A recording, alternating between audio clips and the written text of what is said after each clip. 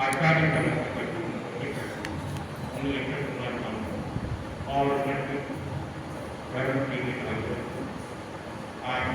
संघर्ष वहाँ पर का किरदार प्रतिमाद करने के सबको रहता और यहाँ तक हम लोगों की चिंता किरदार रखता और ऐसे काल सुना गया कि संघर्ष सिर्फ एक दिन ही बनाई जाती थी कीर्तन करने के समय में संघर्ष एक दिन ही बनाई जाती फिर आचार्यों ने इसको 8 दिन का रूप दे दिया और प्रतिशत कार्यों के रूप में बनाया 8 दिन तक अपने आत्मा को संतोले उससे प्रश्न करें उसको दबाए कि हमने इस 7 घंटे जल्दी घंटिया कौन से पाप हमारे किस किस का हमने भेद बांटे किस किस के ऊपर हमारा देव की घाट जैसे खुल नहीं सकती है की बात उस 8 दिन चिंतन कर और आज का प्रतिक्रमण करने के बाद उनका से समझ था हमें किसी से देर नहीं रखना किसी से घाट नहीं बांधना क्योंकि ये घाट जन्मों जन्मों कितने बहुत तक भोगनी पड़ती कितने बहुत तो दुश्मन और दुश्मन प्रेम और प्रेम वो आगे से आगे बढ़ता है आज हमें एक चिंतन मंथन करना क्या किस किस के लिए बाकी है किस किस को हमें समझ सामना करना वैसे तो सब जीवों से समझ सामना करते लेकिन समझ सामना उनसे होता जिनसे अपने लिए बाकी आज का दिन हमें चिंतन मंथन करने का दिन हम चिंतन मंथन करें और हम सबसे समझ पाता और अब हमारा क्रम आगे बढ़ाते हमारे आगे बढ़ रहा था चिंतन करने के बारे में अब हम आगे बढ़ते हुए 19वें कीर्तन पर भगवान बनी उनका दूसरा राजा भर था उनकी रानी धनदेवी थी वो एक सिंह स्वप्न देखती थी जब सिंह स्वप्न देखती थी कहता है कि पुण्य आत्मा आती है तो एक स्वप्न आता तो वो भी एक सिंह स्वप्न देखती थी और एक पुत्र को जन्म देती और पुत्र का नाम महाबल रखा है अब महाबल बड़ा होता और जैसे यौवन में आता उस राजा महाराजा के समय में जैसे यौवन में आते तो काशिया बदलाई जाती और उसने शादी की प्रथा ऐसी थी कि कितनी कितनी बदलाव से साझा करना कोई काम किताब नहीं और महाभारत की साझा 500 राज बदलावों से कराई है अब महाभारत अपने उनकी जीवन भोग रहा था लंबे समय हो गया उनकी जीवन भोगते होते पुत्र प्राप्ति नहीं हुई 500 परिवारों में पुत्र की प्राप्ति नहीं अब उसे चिंता सताने में क्या बात है पुत्र पुत्रिया नहीं हो रहे हैं तो एक रानी कमला उसके बहुत लंबे समय के बाद पुत्र की प्राप्ति हुई जब पुत्र होता है तो उसे बहुत रात रात से खाना क्योंकि बहुत वर्षों के बाद एक का एक पुत्र हुआ 500 राज्यों के बीच तो उसे बहुत रात रात से खाना जाता अब राजा बल सोचता है कि मैं अभिवृत हो गया अब मुझे संयम की ओर आगे करना और उस भाव में उस जमाने में भिक्षा अपना कर्तव्य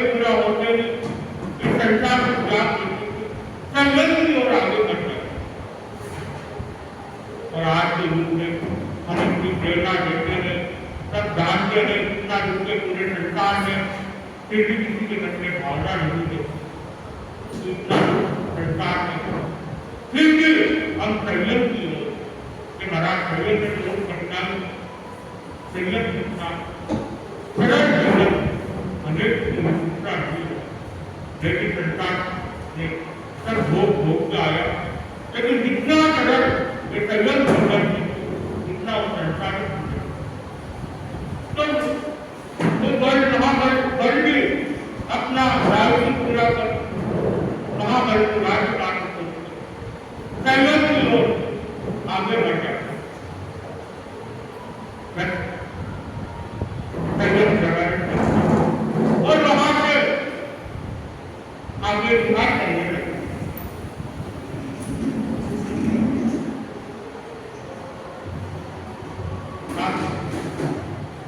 महाबल का बड़ा होता तो उसके भी अनेक साथियां बदलाव किया साथियों के बाद महाबल की चिंता ने भी अपने कार्य से निवृत्त हो चुका और मुझे भी अब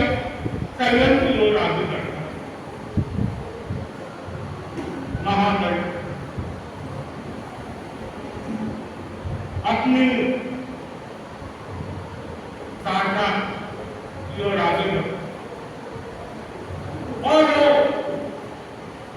महाबल के 6 मिनट की ओर की होती जब उसने एकदम 8 मिनट वो मित्र उनके साथ रहेगा उठना बैठना सब चलना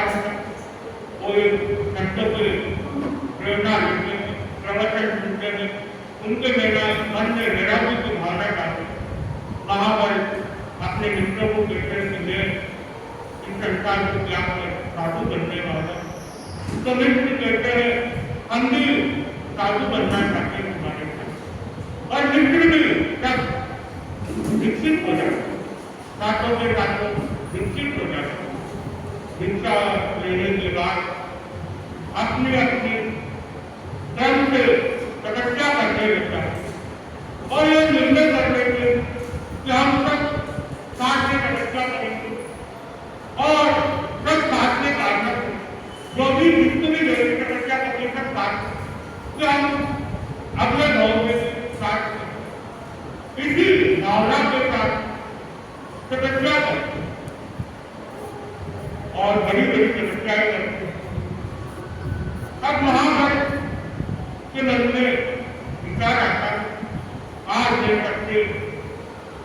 बड़ा श्रेष्ठ अगर आज से सब तपस्या करेंगे सब एक समान हो जाएंगे तो मुझे कुछ विशिष्ट तपस्या करनी था तो सर प्रार्थना लेके आपके महाबल के प्रार्थना करो वो कहते हैं मेरे को उपवास करना जब प्रार्थना करने जाते तो प्रेरणा नहीं बताते कि मेरे उपवास करके आगे तपस्या कर रहा हूँ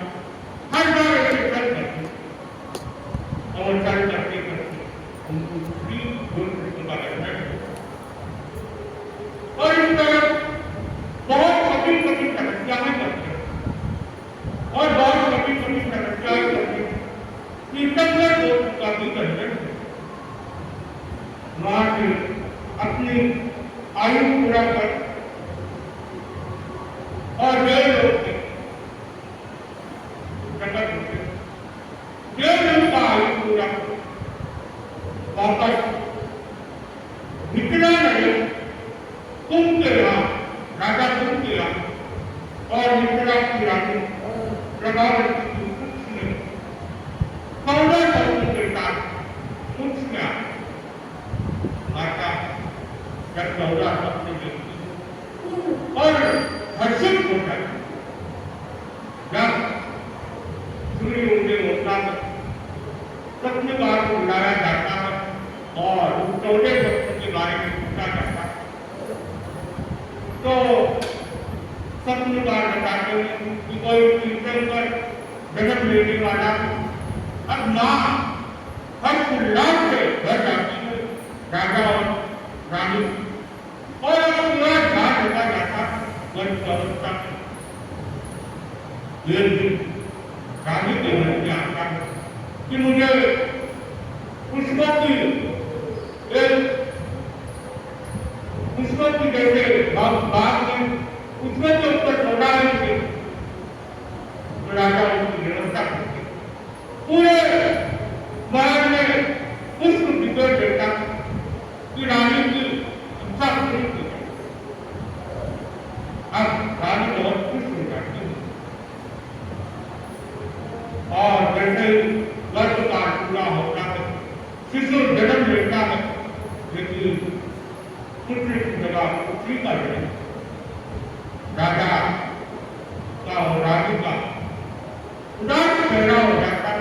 कि कीर्तन में होने वाला गीत पुत्री कैसे और जैसे ही जन्म होता है इंद्र प्रकट इंद्र साथ विद्या देवी देवता प्रकट इससे पहले कोई कन्याओं का जन्मोत्सव नहीं मनाया जाता था। जब इंद्र वहां प्रकट होते थे और राजा और रानी को कहते थे कीर्तन कर घंटे वाला ये पुत्री आपकी कीर्तन कर और इसका जन्मोत्सव मनाया गया। वो तब से कन्याओं का जन्मोत्सव का प्रथा तब से ही चालू हुई और बहुत खास बात से राजा के मन में भी बहुत खुशी होती और इसी खास बात से जन्मोत्सव मनाया जाता है 11 जून को। अब 11वें नामकरण का समय आता है। जैसे ही नामकरण का समय आता और सब बहुत खुशियां मना रहे थे नामकरण के लिए इकट्ठा कर रहे थे तो राजा कहता है देखो जब रानी गर्भवती थी उसे पुष्पों का बहुत शौक था तो इसका नाम मल्ली रखा गया और उस दिन से उस कन्या का नाम मल्ली कुमारी रखा। अब कन्या युवावस्था में आ जाती है यौवन को धारण कर लेती जब यौवन की अवस्था आ जाती उसका रूप लावण्य इतना सौंदर्य होता है इतना सौंदर्य होता है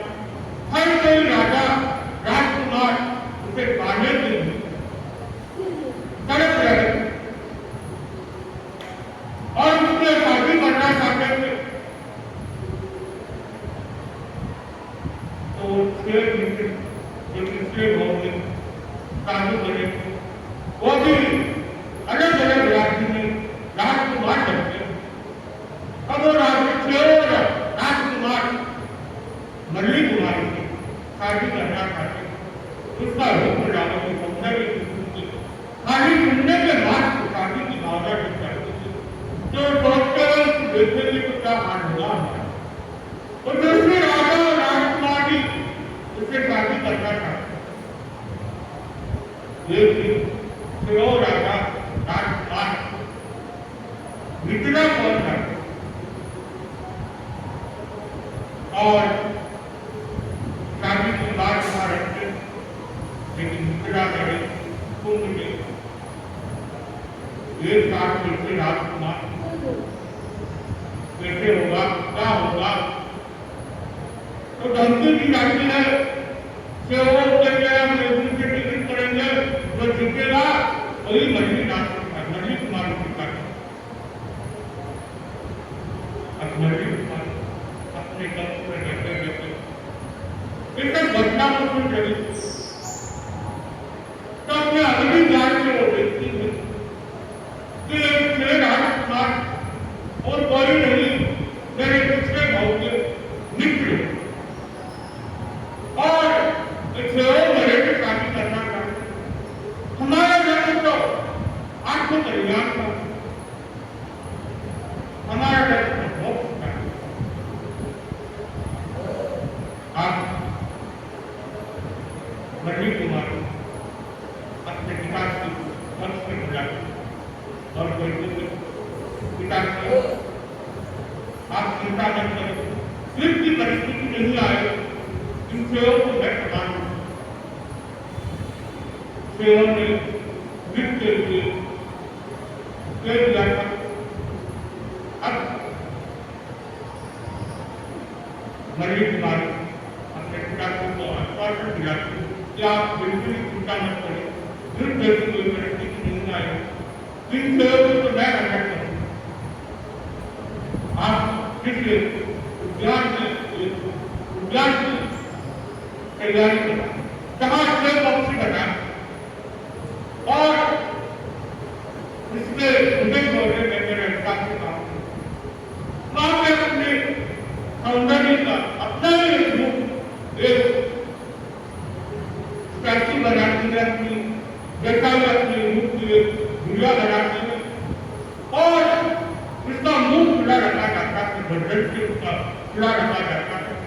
उसका गर्दन मोड़ी काटता और दूसरे राजकुमार को कहा जाता है कि तुम 1 महीने के बाद वापस राजमहल में आओ, मैं तुमसे मिलूंगा। राजकुमार वहां से चले जाते, सेवक के फिर राजकुमार सब कुछ देखने लग जाते और इधर नलिनी कुमारी रोज खाना खाने के बाद थोड़ा सा खाना उस कुर्सी में जाके डाल देती, थोड़ा थोड़ा करती ढक्कन खोलती, कुर्सी के अंदर डाल देती, ढक्कन बंद। अब 1 महीने तक एक क्रम चलता, जैसे 1 महीना होता है राजकुमारी नलिनी कुमारी फिर वो राजकुमारी को निमंत्रण देती थी और उनको ज्ञान में बुलाती और सबसे सेवक के खेल के आगे के रखते अलग होते, सेवक के कमरे अलग होते और जैसे ही सेवक के राजकुमार वहां पहुंच जाते, जैसे ही राजकुमार वहां पहुंचते हैं वो कुर्सी को देखते, किसी सौंदर्य को वर्णन करते हैं, क्या सौंदर्य, क्या जादू की माया, क्या रूप पाया है, हमसे धन्य हो जाएंगे इसे पाकर। सेवक अलग अलग पक्ष में सेवक को बचाने का नाचते हैं और अपने अपने मन से ही प्रसन्नता किए जा रहे थे और नलिनी कुमारी उस कुर्सी के नीचे खड़ी है और धीरे से उसका ढक्कन खोल, जैसे ही ढक्कन खोलती गर्द से आने लग जाती, राजकुमार सब अपने नाक बंद करती, ये गंध बाहर से इतनी गंदी बदबू आ रही है, सब अपना नाक और नाक बंद कर रहा है, इधर जा रहा है, उधर जा रहा है।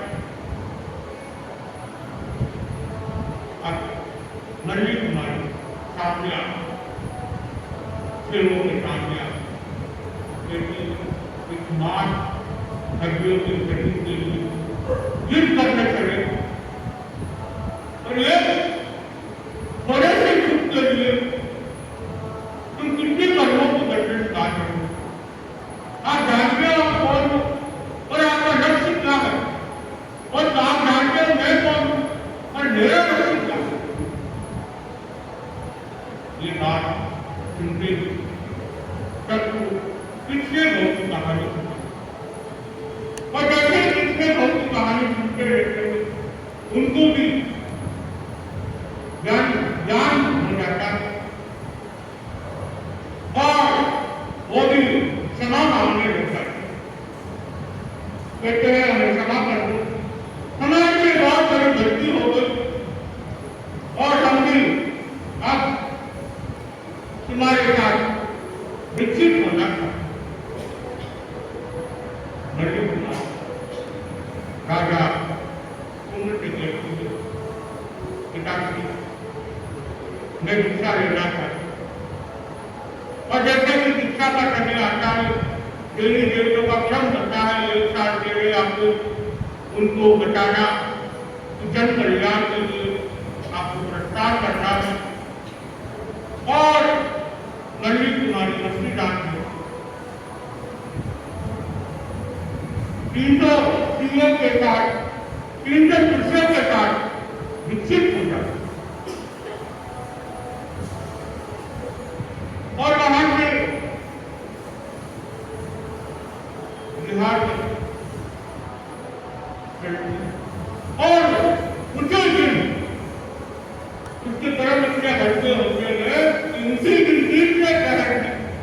केवल ज्ञान की प्राप्ति हो जाए। सुबह को शिक्षा ली और शाम को तीसरे तरह जैसे 3:30-4 बजे के आसपास केवल ज्ञान की प्राप्ति हो जाए। जैसे केवल ज्ञान की प्राप्ति होती है, देवी देवता प्रकट हो जाते, केवल मौसम मनाने की और केवल मौसम मनाया जाता है। उसके बाद पीठ की स्थापना, सब तरह की रचना रचना और तेरा प्रवचन होता है और पीठ की स्थापना करने के बाद इस लंबे अर्थे तक अपना शासन काल चढ़ाने के बाद तो 1 मास का अनशन कर मोक्ष को प्राप्त करें। और अब हम आगे बढ़ते हैं भगवान अरस के जो मालूमियत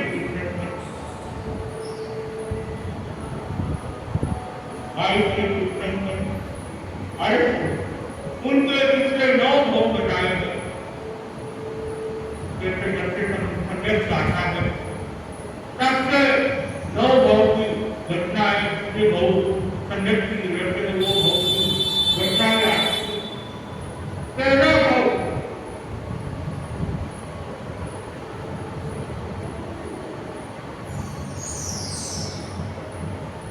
13 भोग राजनीति के 61 सपनों में वर्ग लेते जन्म लेते और उनका नाम लिया जाता है हिंद कुमार। हर राजकुमार जन्म लेता है, बड़ा होता है और बड़े होते ही उसका विवाह करवाया जाता है। विवाह होने के बाद वो मुनियों से सेवाएं करते हैं और मुनियों की सेवा करके दीक्षित हो जाते हैं। दीक्षित होने के बाद वहां की आयु पूरा कर वो दूसरे बड़े देवों के जन्म लिया और वहां से उनका तीसरा हो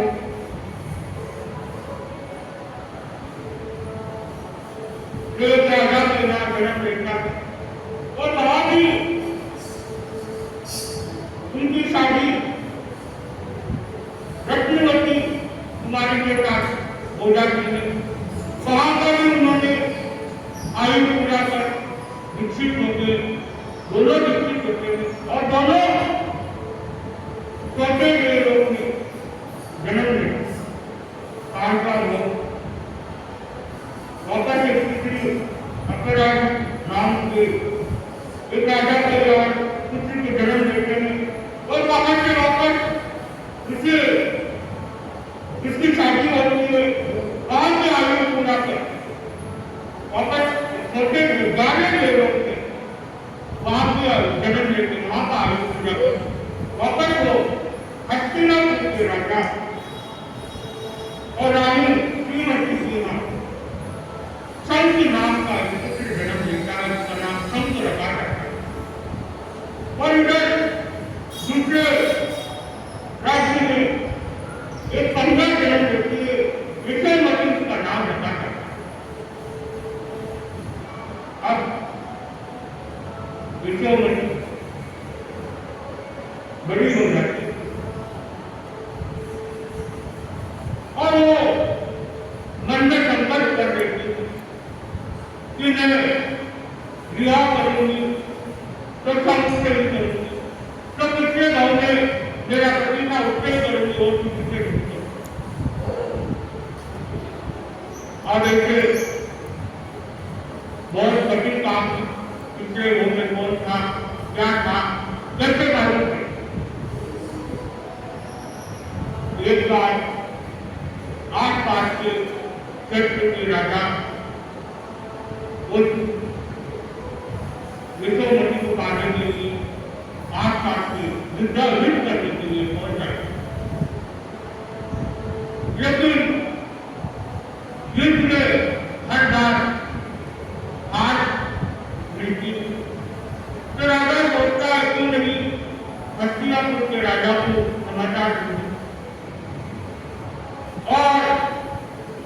जिनके लिए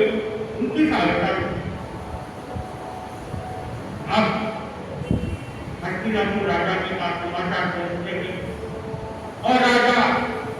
जिसके लिए दूसरे टुकड़े रहता है और युद्ध की तैयारी करता है और इसके शाम को पता चलता है उसके दूसरे कि युद्ध के पिता की बात है तो पिता के पास आके बेटा पिताजी आपकी जाओ मैं चला जाता हूँ। महाराज के पिता की अच्छी तरह से जानती कि मेरा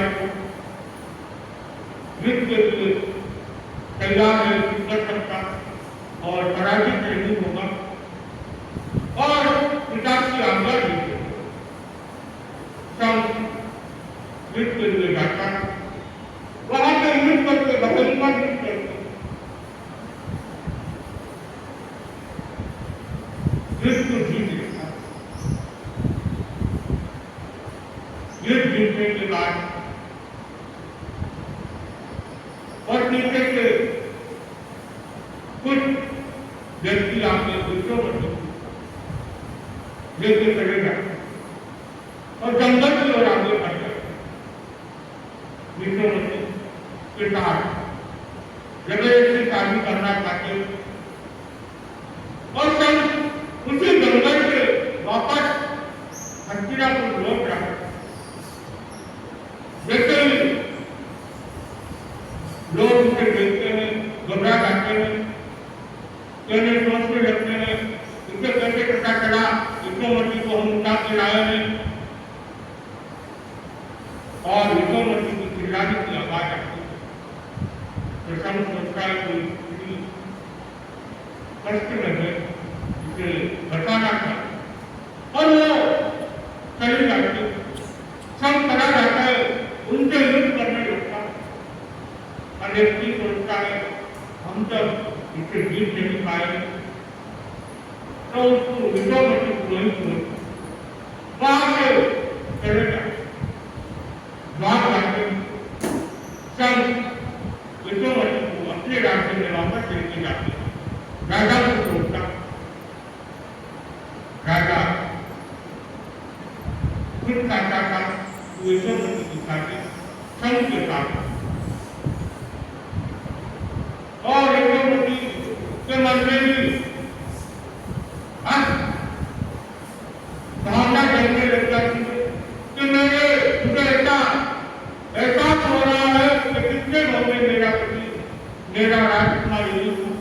और मेरी अधिकतर शादी करना और राजा और विश्वमती बड़े धूमधाम से शादी की जाती और वहां से विदाई लेके हस्तिनापुर लौटते जैसे हस्तिनापुर लौटते हैं राजा बहुत खुश हो जाता राजा बहुत अच्छे से स्वागत करता है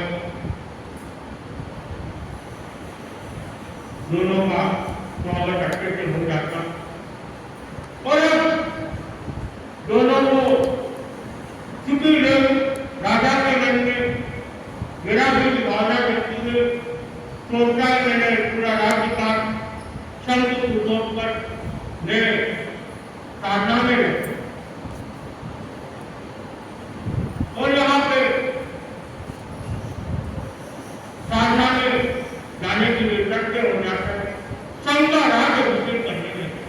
राज्य के बाद चला जाता है और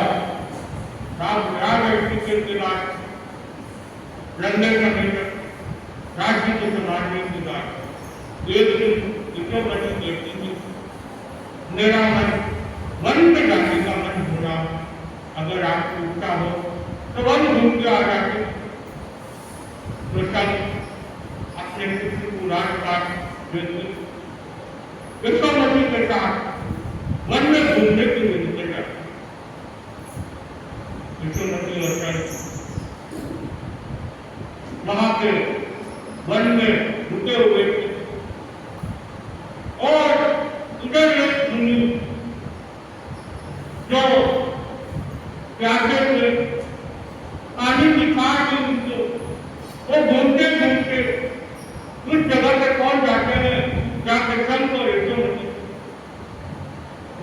रास्ते में वो बोल नहीं पाते जाते थे तो बोल नहीं पा रहे थे तो इशारा कर देते हैं कि परेशानी मिल जाती तो ये तो जान जाती थी बच्चों को पानी की सामना लेकिन जंगल में कहाँ अच्छी पानी मिलना कभी देखो मुझे याद आता है कि हमने चीज में डालने के लिए किसमिस भिगोई हुई थी किसमिस का पानी पड़ा होगा मैंने तो डॉक्टर को पार फेंक देना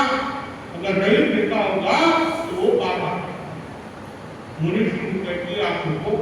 मैं अभी जाती हूँ देख के आती हूँ पानी रखा हुआ है अंदर जाती हूँ तो कटोरा में पानी भरा वो पानी लेके आ जाती हूँ शंकर एवं दोनों मिलकर अपने ऊंचे भाव से पानी को गिरा और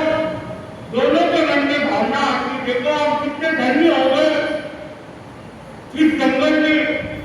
मनुष्य के भावना उनको हमने रक्त निकाला है और ऊंचे भाव से रक्त निकालते और वही भावना शंकर भक्ति का बंधन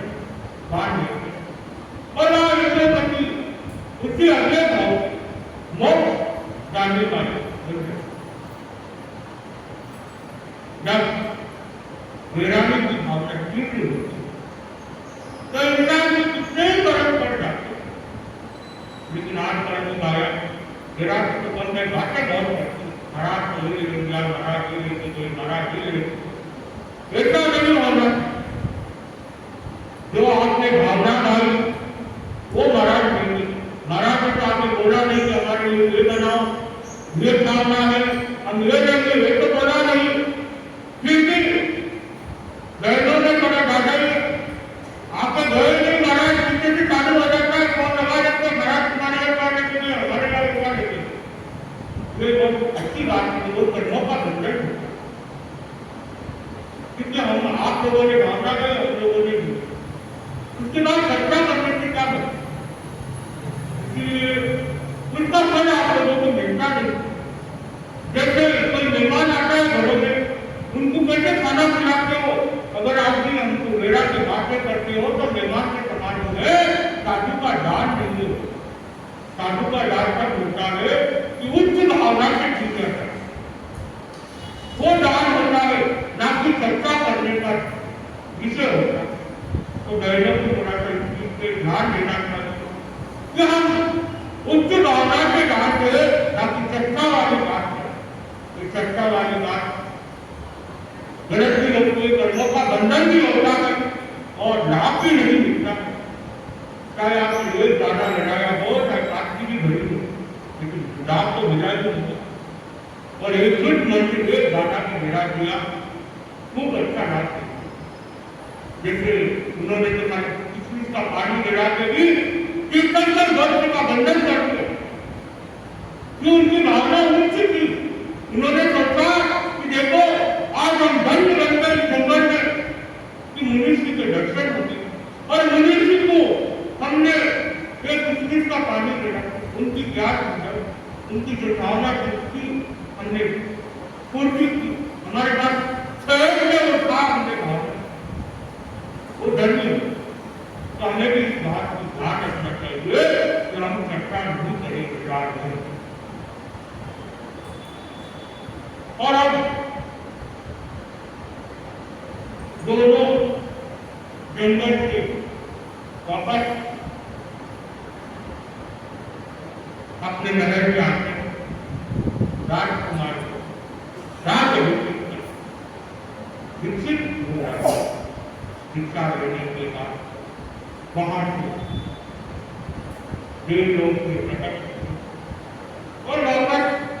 देवलोक का आयुष्य सम्राट समुद्र की देव के वहां और रानी शिवा के वहां शिवा रानी 14 स्वप्न देखती 14 स्वप्न देखने के बाद स्वप्न का सुधराया जाता उनका जाता है स्वप्न का देवता में आने वाला जो भी पुत्र जन्म लेगा वो संकट अब राजा के 10 भाई होते और 10 भाई जब पता चलता है कि तीर्थंकर जन्म लेने वाला है वो तीर्थंकर का जीव है, तो पूरा राज्य में उस रानी का खूब ध्यान रखा जाता है, खूब उत्साह मनाया जाता है, कल इंतजार करते रहते हैं कि 9.25 महीने कब होंगे, कब पुत्र जन्म लेगा और कब हम आने वाले तीर्थंकर का दर्शन करें। ऐसा कुछ नहीं, उत्साह कभी नहीं मिलती। और जैसे समय बीतता जाता है, 9.25 महीने पूरे होते,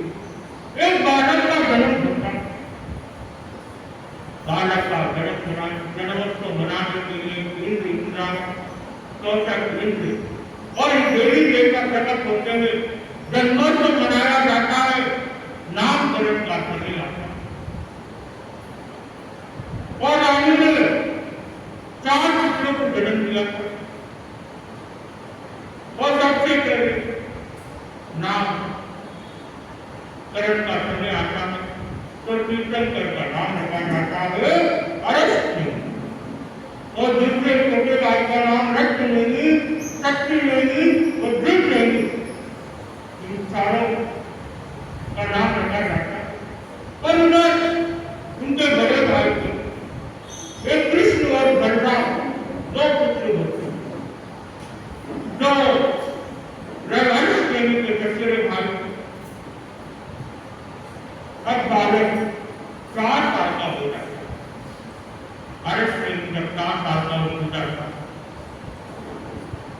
और यहाँ पे कृष्ण कंस का वध करने जाता है। अरष्टवेणी की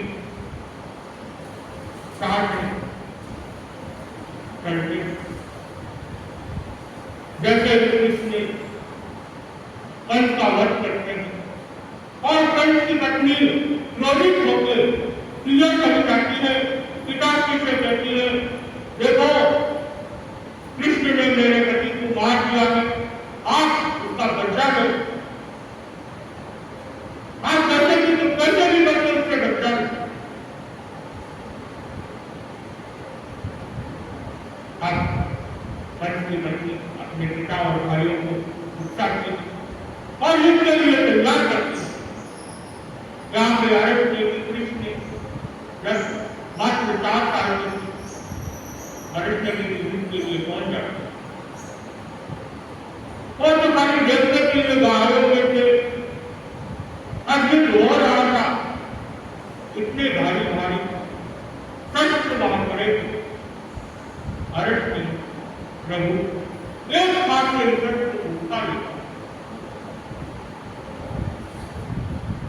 वो देखकर कृष्ण की आश्चर्य हो जाता है। सब आश्चर्य हो जाते, 4 साल का बच्चा इस शस्त्र को उठा रहा है, तो इतने भारी बर्तन है, इसे उठा पा रहा है, कितना बल होगा। अब यहाँ से जीत कर वापस अपने नगर में पहुंच जाते और मेरे नाम अरष्टवेणी इस बार घूमते घूमते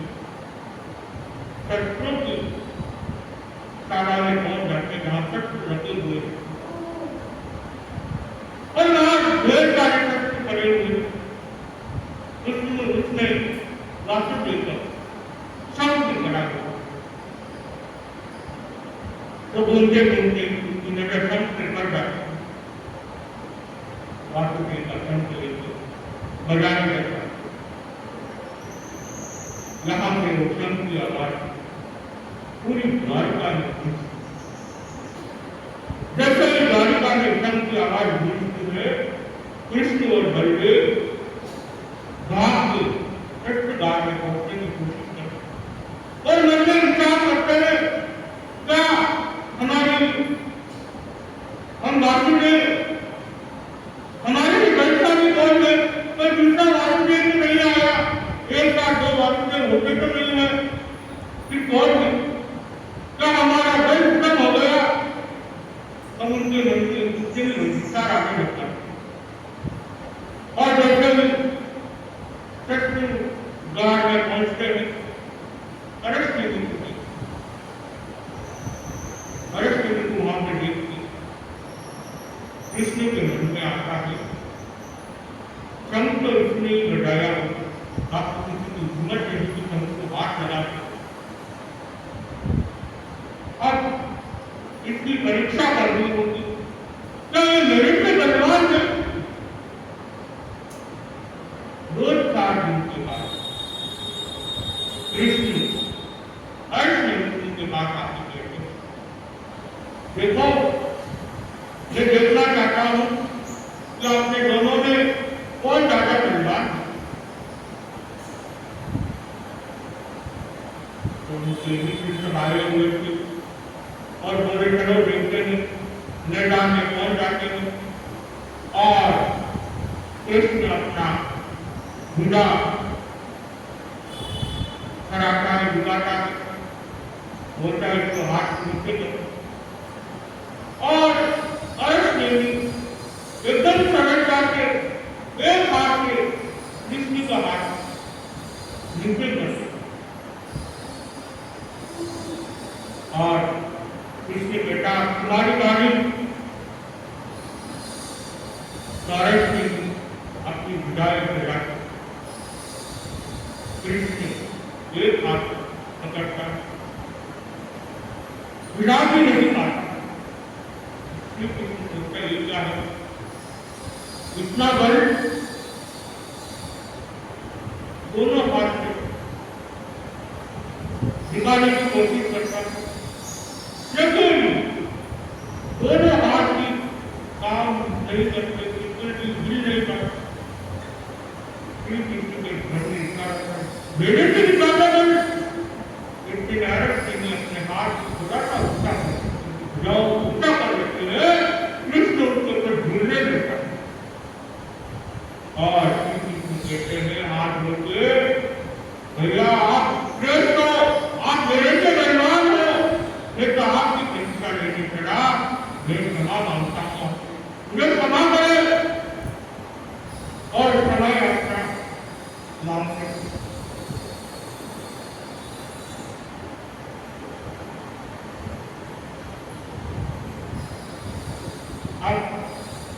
श्री कृष्ण की उम्र करती बात और भी राजा और देवी को शादी के लिए मनाने का जिम्मेदारी राजा को दी गई, रुक्मणी शक्ति बाबा उन सबको दी गई। अब एक दिन राजा अर्श देवी को कहते हैं चलो हम नदी में स्नान करने जा रहे हैं, तुम भी चलो हमारे साथ। तो भाग्यों को मना कर देता कि मैं आगे क्या करूंगा, आप जाओ। तो नहीं आप भी चलो हमारे साथ, बहुत दिन हो गए, मजा आएगा, थोड़ी सी बातें भी हो जाएगी। भी देखना ठीक है, इतना देर है आगे बढ़ रहे तो खड़ा रहा। वहां पे रामिया नहा रहे, नहाते नहाते हंसी मजाक में कर रहे, करते करते रुक्मणी कहती है कृष्ण मेरी अर्श देवी देखो अगर ना आप बड़े हो गए हो, अब आपकी शादी कर देनी चाहिए, हमारे लिए बेड़ा नहीं लेके आ जाना चाहिए। तो कृष्ण हंसता हुआ कोई अर्श में हंसते हुए कोई जवाब नहीं देते और श्री कृष्ण भी दूर से सब देख रहे थे और वापस उसी बात को दोहराते हुए शादी की बात कैसे भी करके मनानी थी, बार बार शादी की बात दोहराते अर्श ने अवधि ज्ञान की लिखते कि इस शादी का विवाह का तो मेरे दीक्षा का निमित्त बनेगा, विवाह की तैयारी मेरी दीक्षा की निमित्त बनेगा, तो मुझे हाँ भर देगी। तो जैसे ही अरेस्ट करके अपनी अवधि जान के देखती विवाह के लिए हाँ भर देते, जैसे ही विवाह के लिए हाँ भर देते शक्ति बाबा करती में मेरी बहन छोटी बहन राजी लक्ष्मी में जो रूप प्रति है बहुत सुंदर है, आप उससे विवाह करोगे तो आप तक दुनिया को भूल जाओ। तो अगर तुम्हारी इच्छा हो तो मैं मेरी बहन से बात करूं, मेरे पिताजी से बात करूं और वहां पे श्री कृष्ण बिल्कुल पहुंच जाते हैं। श्री कृष्ण की बैठक है, अब देवी की पत्नी जल्दी से बात करके विवाह को तैयार कर और यहाँ से पिताजी के पास पहुंच जाते शक्ति बाबा और पिताजी को कहती अरेस्ट करने के लिए राजू के साथ शादी का प्रस्ताव लेके आए। ये बात राजा सुनती खुश हो जाता है कि मेरे को सौभाग्य है कि मेरी एक पुत्री तो आपके घर में है ही है और दूसरी भी आपके घर में जाएगी, ये तो मेरा सौभाग्य है। आप कब पढ़ा रहे हो बारात लेके, हम शादी की तैयारियां चालू हो जाती और ये बड़े से खाली जगह बहुत सारे पशुओं को बंदी बना के बांधा जाता है और यहाँ पे 8 महीने की बुरा बना राजा राजकुमार की तरह खिलाती है। कोई ऐसा लग रहा था कोई इंद्र धरती के आया में ऐसा उसका श्रृंगार किया हुआ रहता और उसके साथ कृष्ण बलदेव और उनके तीनों भाई रत्नमणि, शक्तिमणि और युद्धमणि सब साथ में होते हैं, राजा राष्ट्र के राजकुमार साथ में होते हैं और प्रस्थान करते वहां पहुंच जाते। जैसे ही पशुओं की रोने की आवाज, खिलखिलाने की आवाज आने में गूंजती, अरेस्ट के निकाल ये पशुए चिल्ला रहे, रो क्यों रहे, तड़प क्यों रहे, कारण ने देखा है स्वामी आपके विवाह के लिए जितने भी साथ में आए हुए राजकुमार राजा राजकुमार उनके खाने के लिए इन पशुओं पर जाएगा। एक बात पूछती अरे मेरी देव विवाह के लिए इतनी पशुओं की हत्या ये नहीं बता दी मंजूर नहीं कि हिंसा हो और हिंसा के कारण मेरा ये बात मुझे कहते सारे कहते हैं रक्त वापस मोड़ो। अब कृष्ण बलदेव राजा राजकुमार सब समझाने की बहुत कोशिश करते हैं लेकिन अरेस्ट नहीं, हट से हट नहीं और आगे रथ को वापस मोड़ दिया। अब उनके मन में वैराग्य की भावना में और दीक्षा लेने की बात में ये बात राजनीति को बताते और मूर्तिक हो जाती है।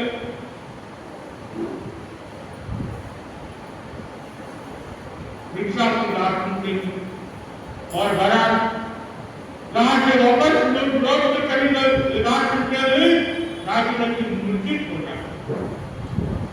उसे होश में डाला जाता। अब कुछ समय के लिए वो देखोगे और मुझे याद करती और इधर अरे जो शादियों की विद्यार्थी होती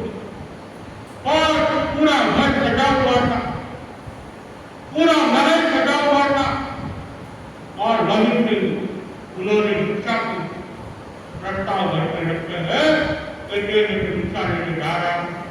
और एक साल तक रस्सी डाल दी। अरे विकसित अब राज्य मंत्री शिक्षा मंत्रों की आह्वान करती और वो भी संकल्प कर देती है कि जब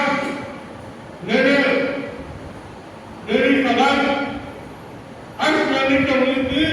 उसी दिन मैंने उनको प्रतिवाद दिया था, अब मेरे जीवन में कोई पुरुष नहीं होगा, मैं भी मेरे पति की तरह विकसित शिक्षा ग्रहण करूंगी और मेरी शादी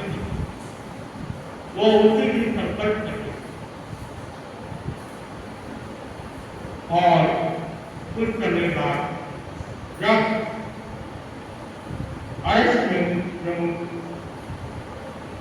केवल 56 दिनों के बाद केवल ज्ञान की प्राप्ति हो जाए। केवल मन को मनाने के लिए 64 इंद्रिय प्रकट होते हैं, काटने इंद्रिया देविया सब प्रकट होते हैं, केवल मन को मनाया जाता है। समझ की रचना होती जाती है। राज्य में अपने नगर को ये संकल्प करके कहती हुई कि मैं भी प्रभु अर्श करने के बाद विकसित हो जाऊंगा, शादी कर जाऊंगा। लेकिन प्रश्न नहीं जो राजनीति को प्रसन्न करता था और उससे शादी करना चाहता था और वो कोई ना कोई बहाने से तोहफे दे देता। राजनीति शहर गाँव के उसके तोहफों को ले लेते, उसके मन में ऐसी कोई भावना नहीं और एक मौका देते राजनीति के नीचे चढ़ा जाता और राजनीति को कहता, देखो मेरे प्रधानमंत्री ने पूछा गया है, अब मैं तुमसे शादी करना चाहता हूँ, तुम्हें रानी बनाना चाहता हूँ, जिस दिन से मैंने तुम्हें देखा है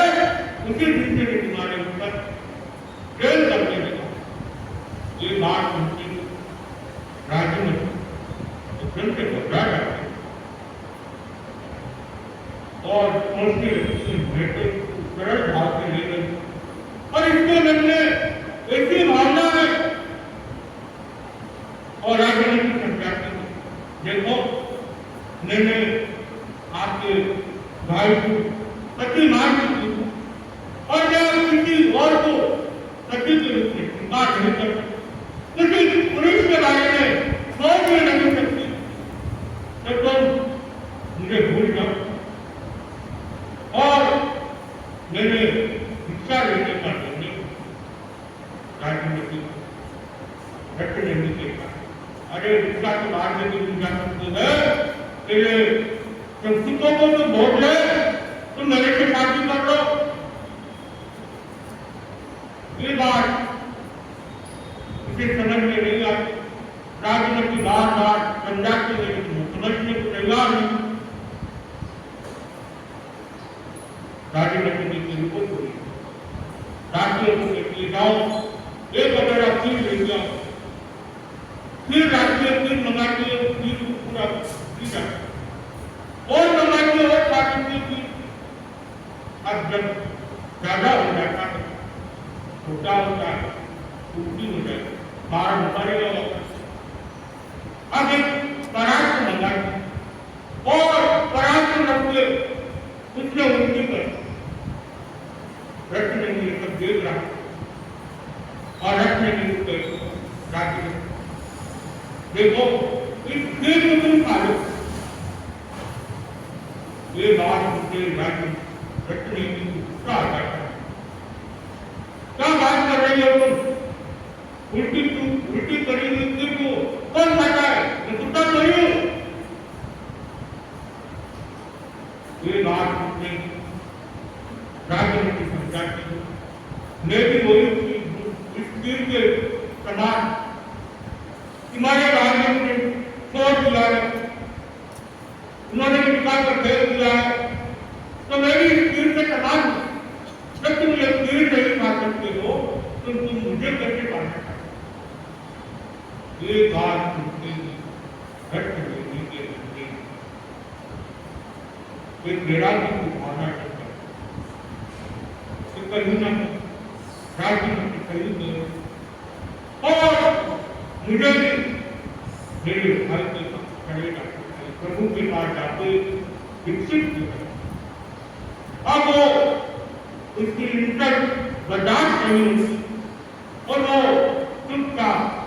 प्रभु के पास जाके विकसित हो गया। यहाँ पे राजनीति अपनी कांटों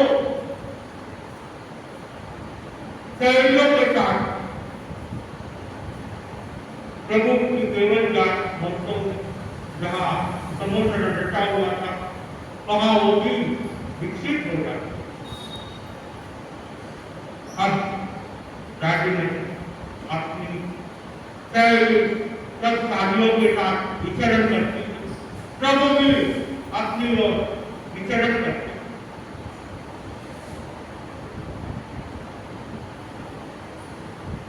आगे जाते एक भी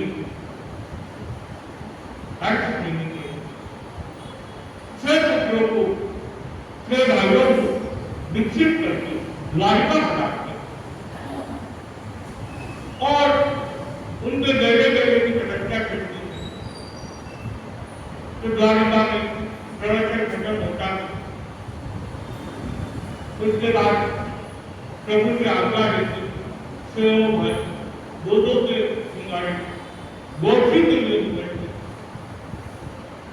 वहां के देवी गोठी का इंतजार कर रहे थे संतों का संत को कराते हैं गोठी करवाते हैं लेके करा जाते कुछ समय बाद जो और संत कराते हैं गोठी लेके करा जाते तीसरी बार और संत कराते गोठी लेके करा जाते। अब उसके मन में भावना कि क्या द्वारिका में गोठी मिल रही होगा। सर 3 बार मेरे घर पे आए गोठी करने के लिए आहार की कमी करने लिए क्या यहाँ पे और यहाँ की तो सबकी भावना बहुत तीव्र है। मेरा भी ये क्या हो ये बात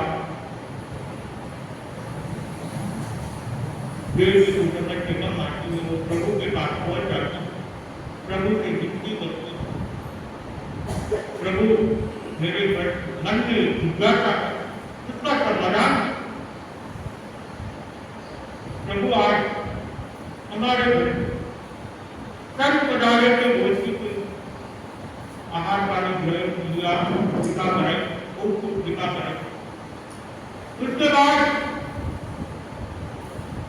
दूसरी बार करा रहे, उसके बाद तीसरी बार करा रहे। तो क्या द्वारिका में गोठी की कमी हो रही थी? क्या दो भावना लोगों की भावना में कमी आ गई है क्या? प्रभु ने कहा नहीं, ना तो द्वारिका में आहार पानी की कमी न लोगों में कोई भावना की कमी नहीं। लोगों में भी खूब भावना है और खूब भक्ति है और गोठी की भी कोई कमी नहीं। कि एक ही क्षण 3 बार मेरे घर में गोठी के लिए सजा। प्रभु ने कहा कि एक स्त्री नहीं जो आए थे एक ही सिंगाड़ा नहीं था, 3 सिंगाड़े थे, 3 भाई थे, 6 भाई थे, दोनों के सिंगाड़े में आए थे। तीनों एक जैसे ही एक जैसे ही दिखते हैं। वो प्रभु को हाथ धोते कहने लगते प्रभु उनका सौंदर्य उनकी लंबाई कितनी इतने सुंदर ही दिखते हैं और जानते होगी इनकी माँ जैसे इतने पुत्र को जन्म दिया और ऐसे पुत्रों को आपके श्री चरणों में सौंप दिया। कौन है माँ इतनी माँ कौन है? प्रभु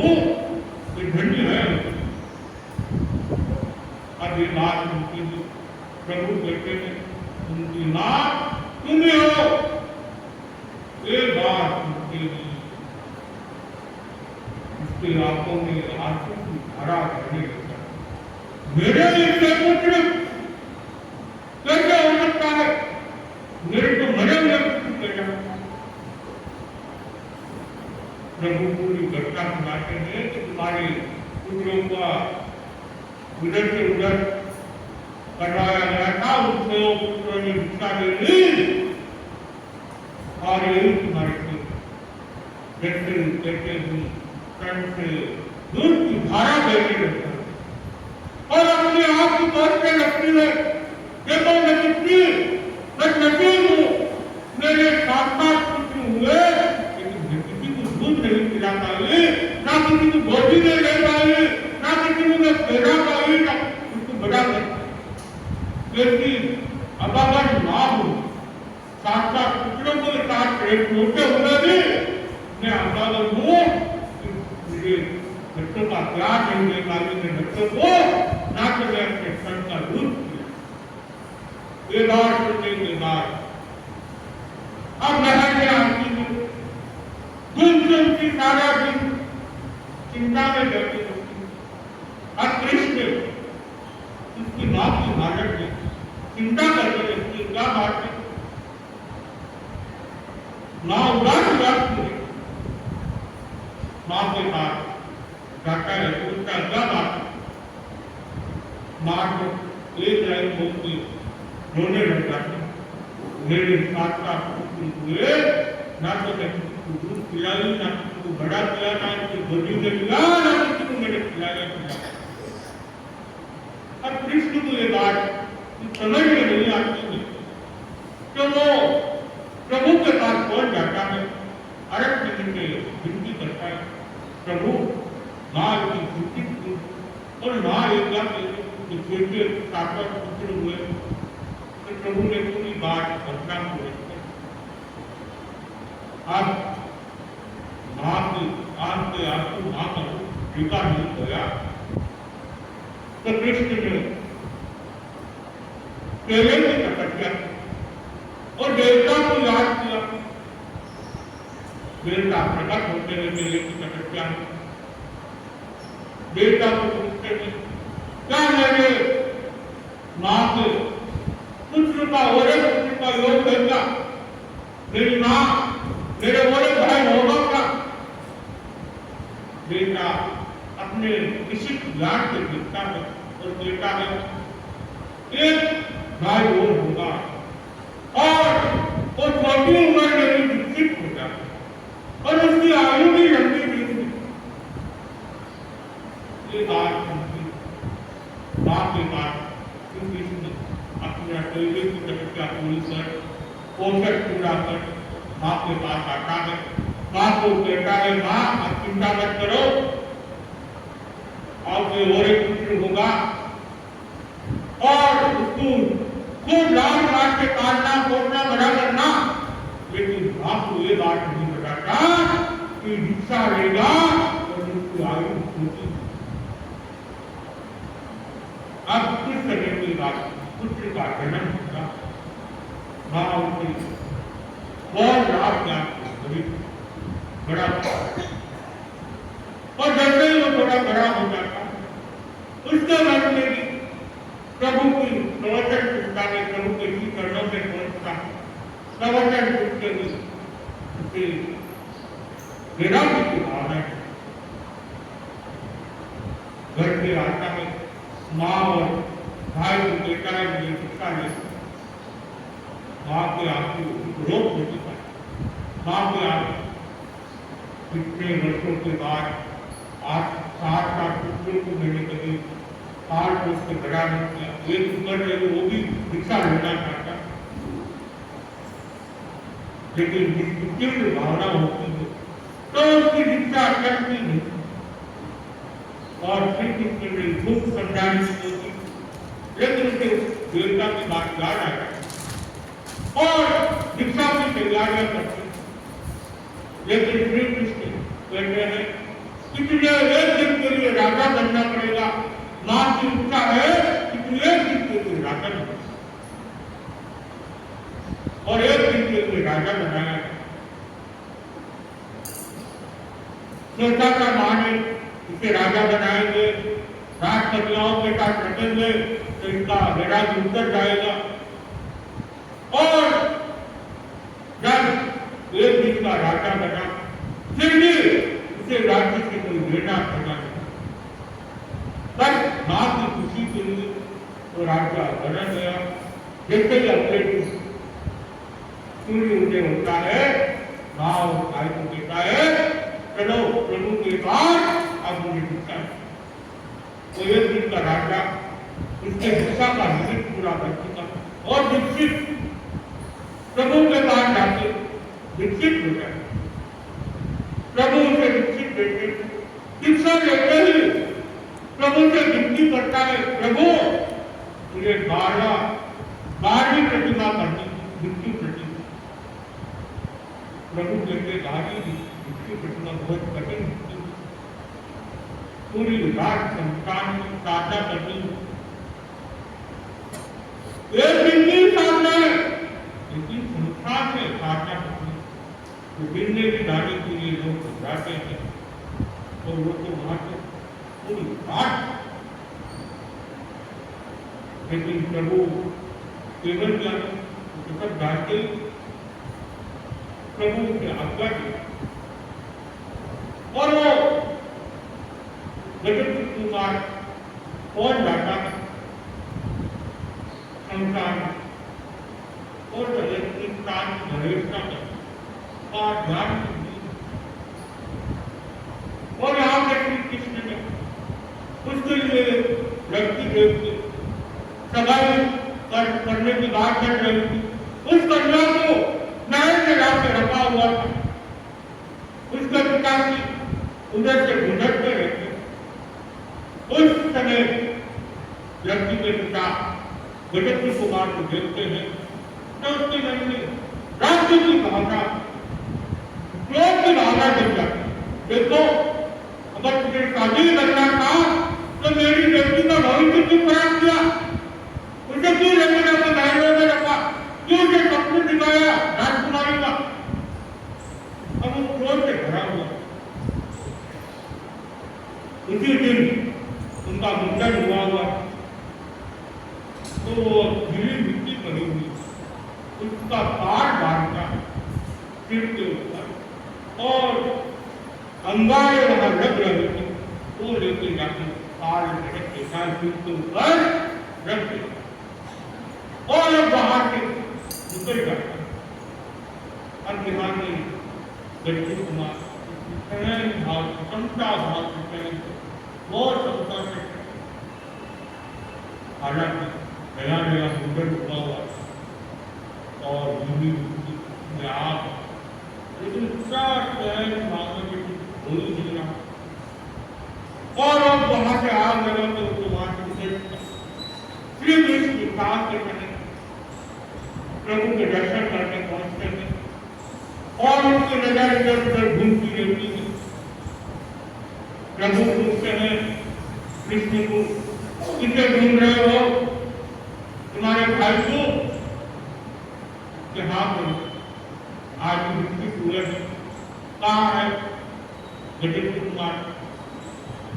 तो कहते हो प्रतिमा बाहर प्रतिमा करती वहां और मोक्ष को प्राप्त करते सब आज करते, आज ही इच्छा हुई और आज ही मोक्ष। पूरी घटना सुनाते हैं कि उस व्यक्ति ने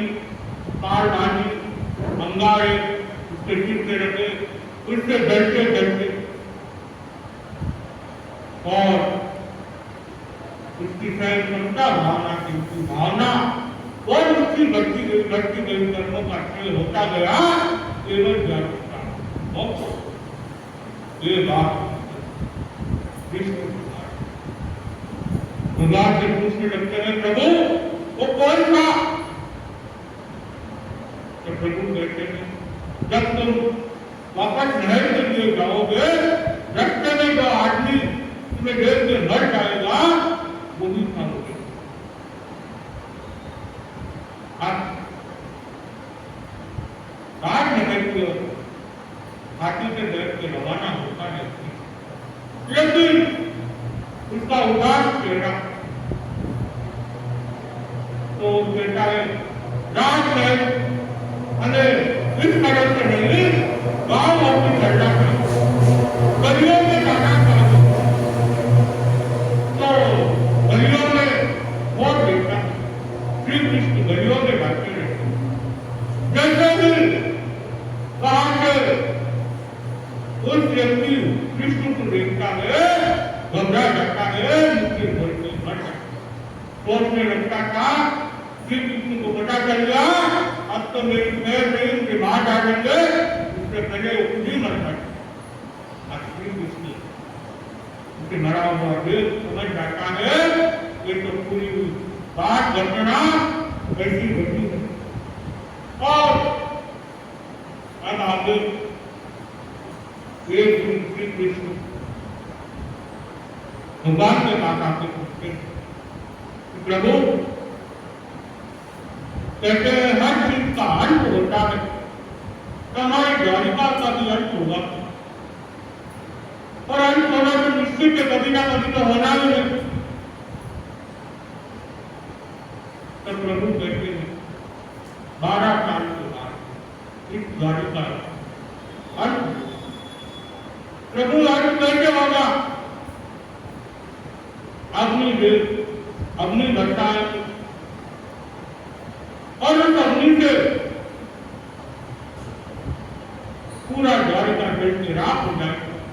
उसमें से सिर्फ 2 ही लोग बचेंगे, कृष्ण और बलदेव, बाकी सब के सब जल के राख। ये बात मुझे प्रभु कृष्ण को चिंता होती है, कृष्ण पूछने लगता है कारण क्या है, क्यों, कौन करेगा? घटनाएं बहुत लंबी लंबी है, तो हम आगे बढ़ते हैं। तो कृष्ण उनको बताया जाता है कि मदिरा पान जो करता है उस मदिरा के कारण इस द्वारिका का अंत होगा। तो कृष्ण ने घोषणा कर देते हैं कि यहाँ पे कोई मदिरा नहीं लाएगा, न तो पिएगा, न तो गाँव में द्वारिका मदिरा रखी जाएगा। जितने भी मदिरा है लेके जाके जंगल में कहीं भी दूर बेआबाद आप वो मदिरा लेते चले जाते हैं और उसको एक जमीन से गिरा दिया और वहां पे एक गाड़ी पहुंची है, तो मदिरा बैठी बैठी नदी के अंदर चली जाती, नदी में पानी पीते तो मदिरा का अंश अंदर चला जाता है और वो एक ऋषि जो साधना कर रहा है उसे मदिरा के नशे में उस ऋषि को सताने लगते और सताते इतना सता देते हैं कि ऋषि क्रोधित होता, पहले तो सेवन कर रहा था, उसके बाद क्रोधित होता था, क्रोधित होकर साफ देता है कि द्वारिका का नाश। तो प्रभु से पूछते प्रभु इसका कोई निवारण तो होगा? तो प्रभु कहते हैं तपस्या, जब तक घर में आयुर्वेद करते रहेंगे, उपास करते रहेंगे, तब तक वो देवदूत नहीं बिगाड़ सकता। जिस दिन तपस्या पूरी हो जाएगी, बंद हो जाएगी, उस दिन वो देव अपना कार्य करेगा। तो कृष्ण ने घोषणा करवा देता है कि हर रोज घर में तपस्या होनी चाहिए और दानी दानी हर घर में होनी चाहिए। आयुर्वेद उपवास अब कम से तपस्या करने चालू हो जाए, 11.5 साल तक तपस्या चलती है और 11.5 साल के बाद लोग आपस में बात करके इतनी लंबे समय हो गई तपस्या करते करते अब क्या बिगाड़ेगा, कौन बिगाड़ेगा, होने वाला नहीं। और तपस्या बंद कर देते हैं, तपस्या बंद करते हुए देवबंधु ढूंढ रहा था, देवबंधु चुका था, देवबंधु चुका था, कोई ढूंढ रहा था आसपास, रोज आके देख के जा रहा था। उस दिन की आपने देखता है आज किसी के घर में कोई तपस्या नहीं तो अपनी की वर्षा करते, जैसे ही अपनी की वर्षा करते हैं सब इधर उधर दौड़ने लगते हैं, सब झगड़ने लगते हैं, सब अपने माता पिता को रथ में बैठाते हैं, उन्हें लेकर जाने की कोशिश करते हैं और रथ में ऐसा होता है कृष्ण और बलदेव बाहर ले जाते हैं, जिससे दीवार गिर जाती है, माता पिता अंदर और अंदर से आवाज देते तुम दोनों जाओ यहाँ से, अपनी जान बचाओ, हमें छोड़ दो, हमने मारा। ऐसा करके द्वारिका का नाम। अब आगे श्री कृष्ण जब ये बात सुनता है द्वारिका का नाश होगा और वो श्री कृष्ण जो भी दीक्षा देगा उसकी दयालु की बात करता है कि द्वारिका में हर कोई दीक्षा लेना चाहे, कोई भी दीक्षा ले, उनका पूरा खर्चा हम करेंगे, जिनके पूरे माँ बाप है उनको हम संभालेंगे और जिनके भी बच्चे हैं उनको भी पढ़ना लिखाना, उनको धंधा कराना, बिजनेस कराना, व्यापार कराना सब हम करेंगे, उनकी चिंता बिल्कुल नहीं करेंगे और तुम प्रभु के साथ बिना कोई चिंतन नहीं करे इसका ले सकते हो, उनकी चिंता हम करें। हजारों हजारों लोग और उसकी भी दलाली एक दिन अरस प्रभु विराज और श्री कृष्ण संतों के दर्शन करने जाते हैं, कितनों के संतों के दर्शन कर लेते उठ करके वंदना कर लेते और वंदना करते करते आके बैठ जाते हैं। प्रभु कृष्ण क्या बात है, बैठे बैठे हो तो कहते आज मैं थक गया हूँ वंदना करते। प्रभु कहते हैं तुमने जितनी मन से वंदना की है उसके साथ आपको करण कर चुके हो। ये बात सुनते मैं तो जाता हूँ, वापस करना करता हूँ, सभी दासों को विवाह सब हो गया और तुम्हारी भावना करण काटने की हो गई है, तो भावना बहुत महत्व रखता है और आगे बढ़ते हैं, ये तो और लंबी है कहानी। और इसके बाद भगवान अरस अपनी साधना राजनीति बोल बचा और राजनीति या साधु बनती प्रभु के दर्शन करने के लिए जाती है तो काट को काट दिया है और एकदम से बारिश चालू हो जाती और पहाड़ों के बीच में सब राजनीति और सब शादियां निकल जाती है अपने अपने बचाव के लिए और इधर राजनीति की गुफा में पहुंच जाती है, जहां में पूरा अंधेरा और वो सोचते हैं गुफा में कोई नहीं, अपने कपड़े और छुपाने लगते और इतने में बिजली चमकती है तो वहां से रक्त नहीं उसी गुफा में बैठा हुआ उसकी नजर राजनीति में चली जाती है, राजनीति उनसे देखती और जैसे उसे देखती अपने कपड़े को वापस तन के लगा और रक्त नहीं उसे देखते वापस वो विलास में लगता है, मन निकल जाता है, व्यक्ति कहता है राजनीति चलो वो विलास कर लेते हैं, इसका भी कुछ जोड़ लेते हैं। राजनीति देखो तुम साधु बन गए हो ताकि तू ये सब शोभा नहीं देता है, ऐसी बातें करना भी शोभा नहीं देता है, मन में लाना भी नहीं चाहिए, तू कैसी बातें कर रही है? ये बात सुंदर, लेकिन बार बार उनकी खराब नहीं।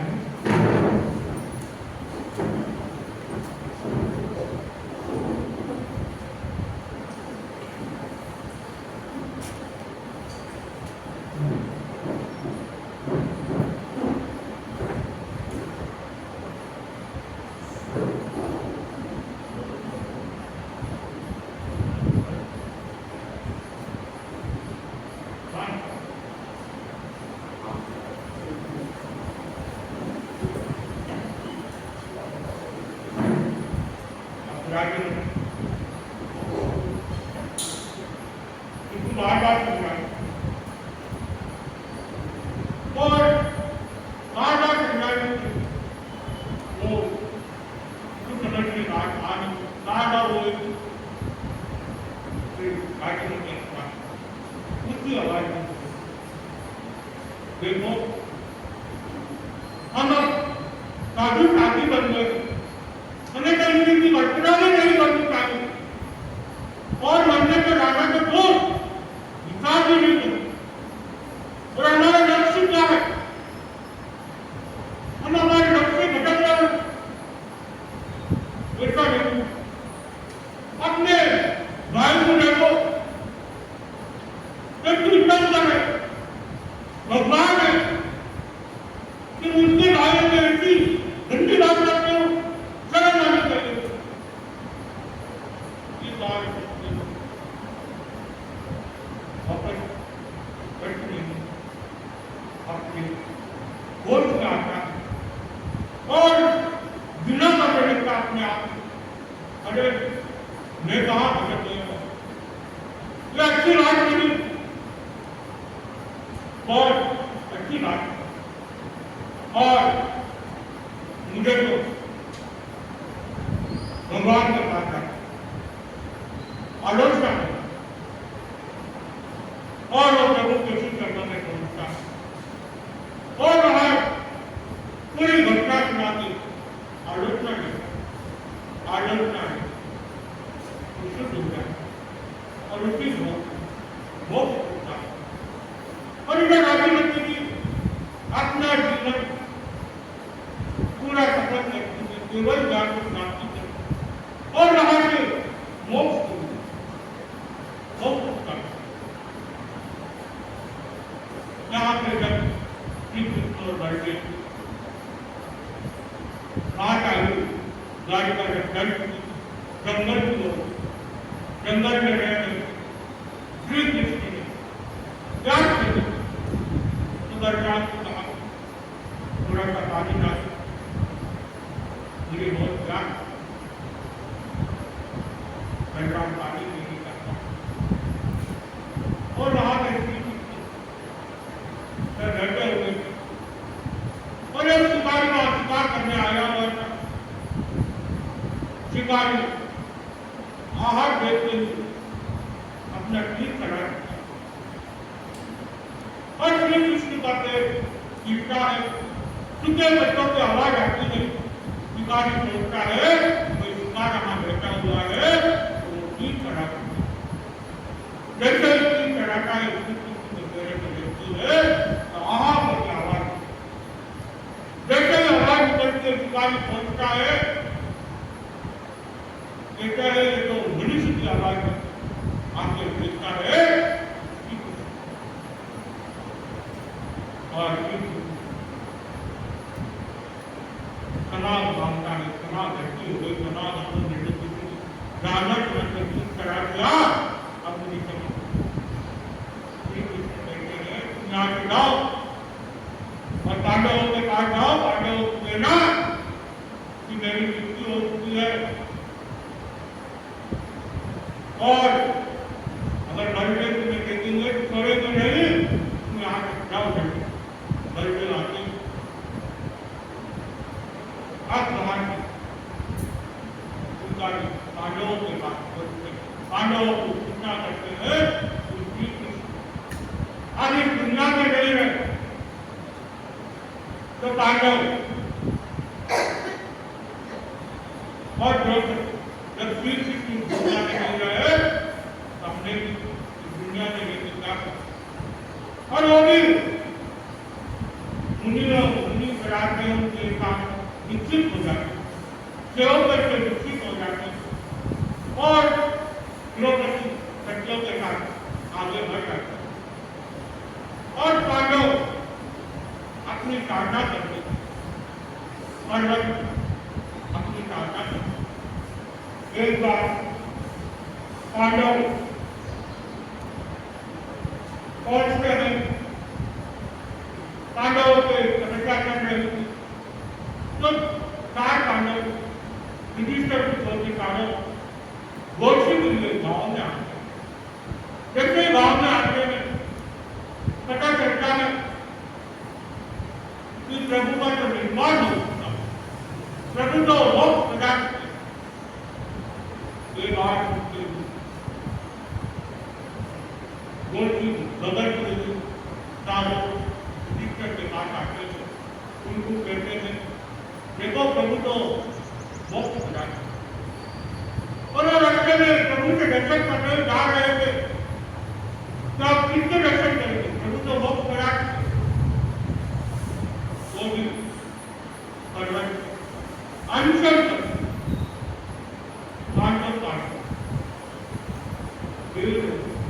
मोक्ष प्रजा और यहाँ पे द्रौपदी जी अनशन करके पांचवें और यहाँ पांचवा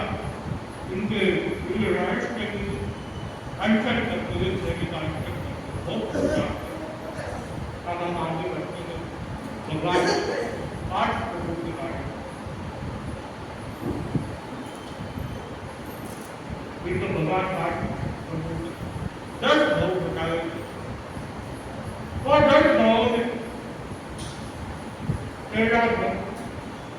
इनका एक पुरोहित के यहाँ 2 पुस्तकों के धर्म जो उनकी नाम होता है और एक कनक नाम का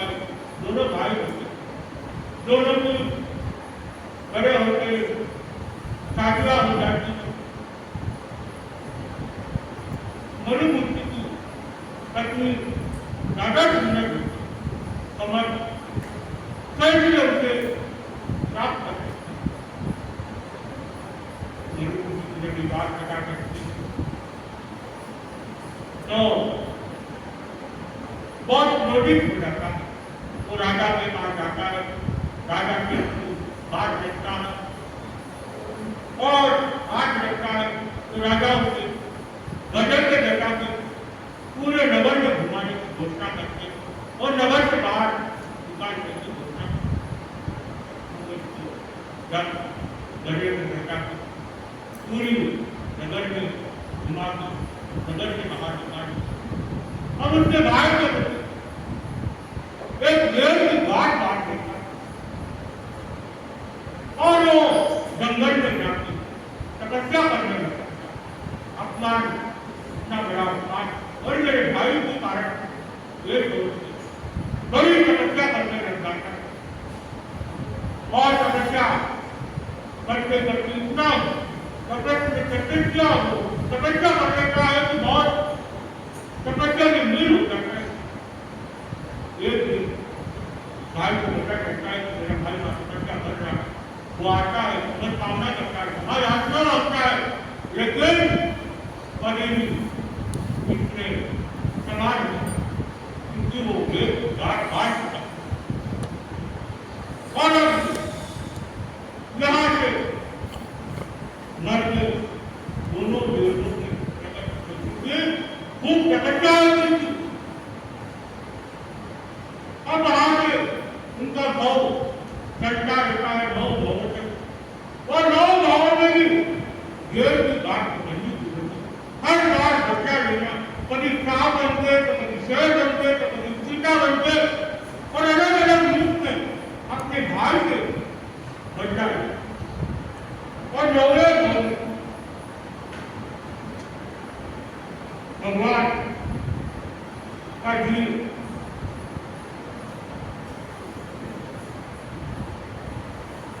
जब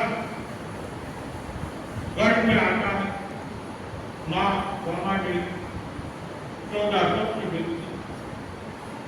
सबसे बाद बुलाया जाता है तो सबसे बाद हटा के कोई कीर्तन कर बालक जन्म लेगा कीर्तन करके अच्छी से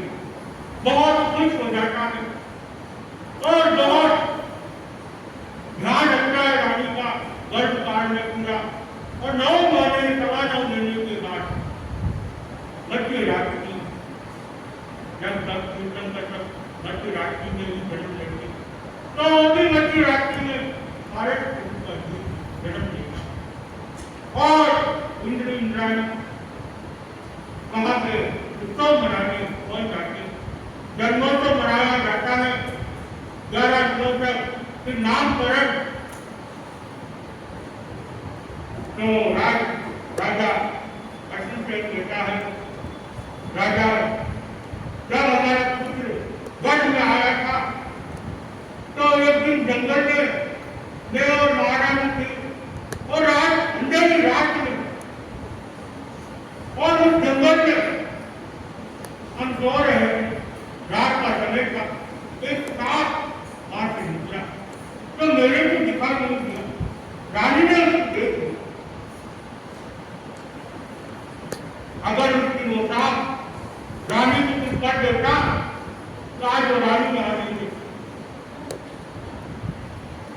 इसके लिए मेरा पुत्र का नाम है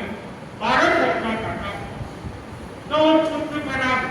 पारस नाथ रखना चाहता और आगे जब प्रार्थना अपने नहर में खड़े होते और एक नगर में सभी वासी एक और जा रहे थे